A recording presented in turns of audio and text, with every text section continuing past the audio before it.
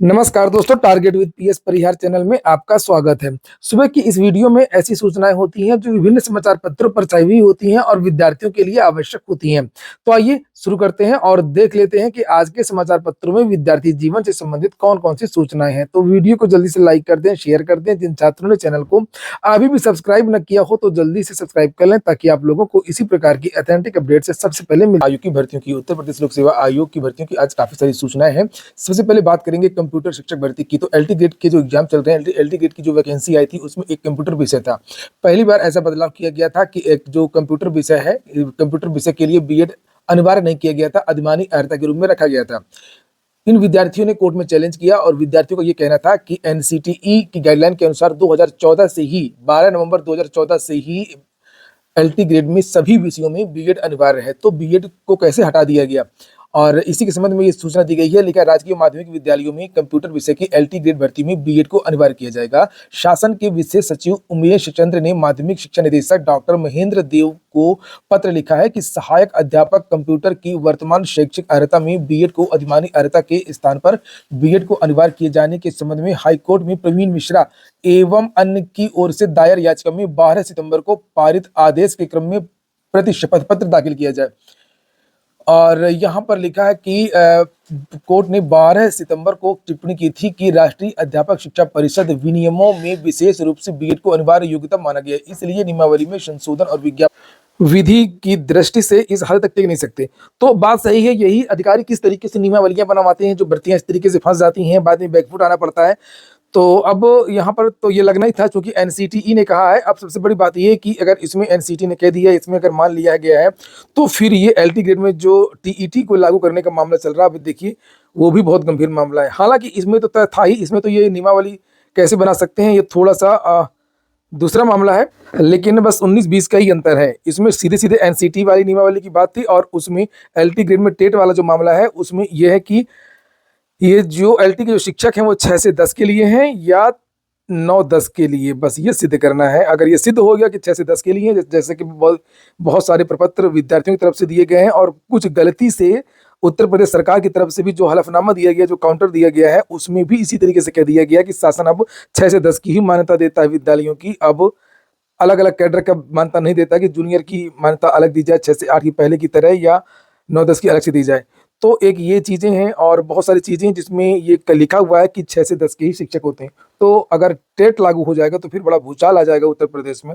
खैर, इसमें तो यही लिखा हुआ है कि अब जो कंप्यूटर शिक्षक भर्ती है, जिसकी परीक्षा रोक दी गई थी, परीक्षा के बारे में कोई जानकारी नहीं दी गई थी, इसमें बीएड वाले विद्यार्थी ही अपीयर होंगे। एलटी ग्रेड की एक और सूचना है उत्तर प्रदेश लोक सेवा आयोग की। हालांकि मैंने कल ही आप लोगों को इसके बारे में जानकारी दी थी। आप लोगों ने वीडियो को लाइक तो किया नहीं होगा, आप लोग वीडियो को जरूर लाइक कर दिया करिए सभी विद्यार्थी। और अगर आप लोगों को कमेंट करना है, कुछ पूछना है, तो चैनल को सब्सक्राइब अवश्य कर लें। और लिखा, हिंदी की उत्तर कुंजी जारी है, 16 तक मांगी गई आपत्तियां। राजकीय माध्यमिक विद्यालयों में एलटी ग्रेड या सहायक अध्यापक शिक्षक भर्ती की हिंदी विषय के लिए 6 दिसंबर को आयोजित प्रारंभिक परीक्षा की उत्तर कुंजी 4 दिन बाद बुधवार को जारी हो गई। उत्तर प्रदेश लोक सेवा आयोग ने वस्तुनिष्ठ प्रकार के सामान्य अध्ययन एवं हिंदी विषय से संबंधित प्रश्न पत्र को स्कैन कर प्रश्न एवं उनके उत्तर अपनी वेबसाइट पर अपलोड कर दिए हैं, जो 15 दिसंबर तक उपलब्ध रहेंगे। परीक्षा नियंत्रक हर्षदेव पांडे के अनुसार प्रश्नों के नीचे दिए गए विकल्पों में से सही उत्तरों को हाईलाइट व अंडरलाइन कर दिया गया है।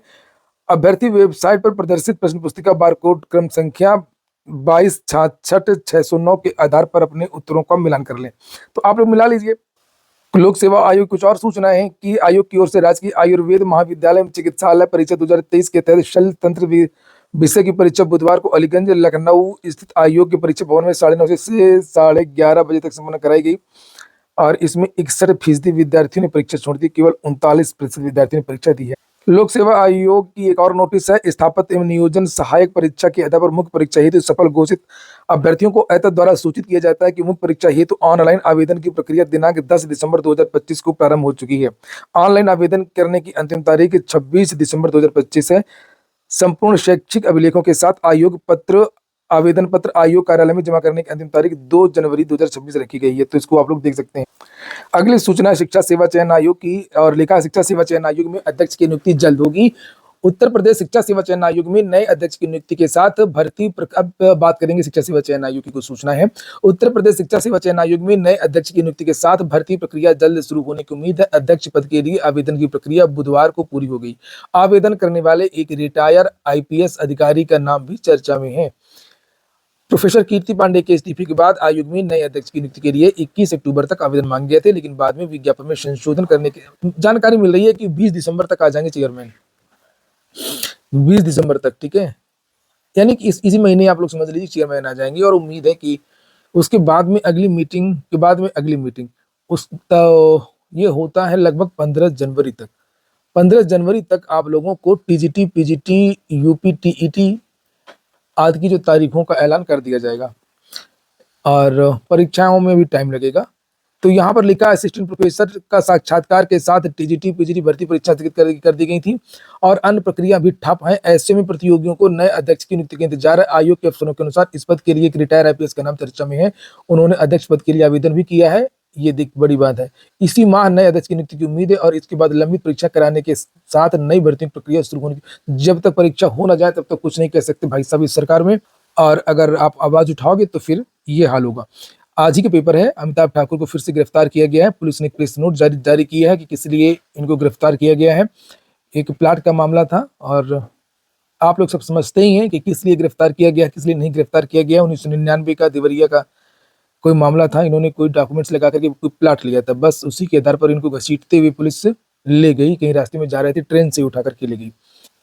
एलटी ग्रेड में सामान्य अध्ययन व हिंदी परीक्षा की आंसर की जारी कर दी गई है। इसको लेकर के जानकारी दी गई है।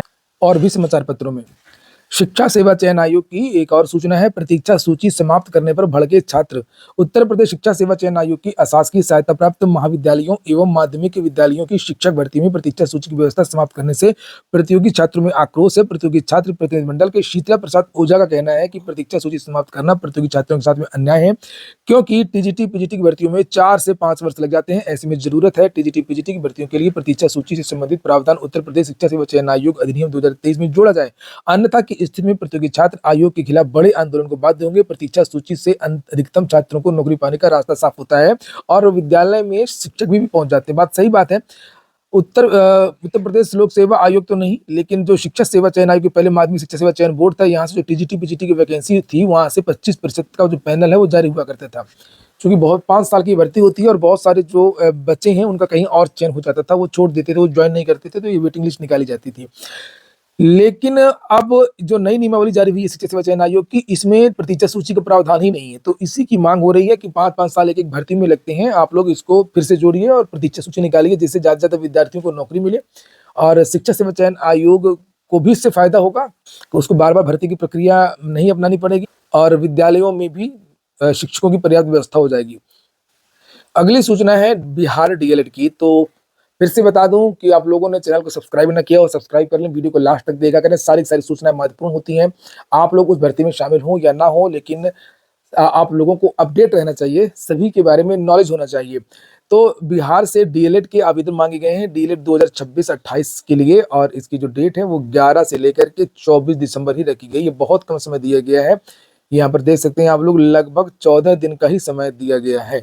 और इस बिहार डीएलएड में प्रवेश परीक्षा होती है। उक्त प्रवेश परीक्षा हेतु ऑनलाइन आवेदन, ये देखिए लिखा हुआ है। और डीएलएड के बारे में तो जानते ही हैं, डीएलएड है, 2 साल का कोर्स है और इनका जो रिटन का एग्जाम होता है उसका प्रारूप आप लोग देख सकते हैं। 150 मिनट का समय मिलता है, 2.5 घंटे का पेपर होता है। यहाँ पर ये क्वेश्चन पूछे जाते हैं, एंट्रेंस एग्जाम।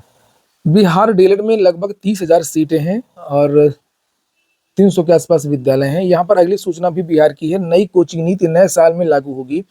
बिहार में नए साल में नई कोचिंग नीति लागू होगी। कोचिंग नीति को लेकर के तैयारियां तेज हो गई हैं। शिक्षा विभाग का लक्ष्य है कि इस माह ही इस नीति को संशोधित करके कैबिनेट से मंजूरी के लिए भेज दिया जाए। माना जा रहा है कि अगले शैक्षणिक सत्र 2026-27 की शुरुआत अप्रैल से ही राज्य भर में कोचिंग नीति लागू हो जाएगी।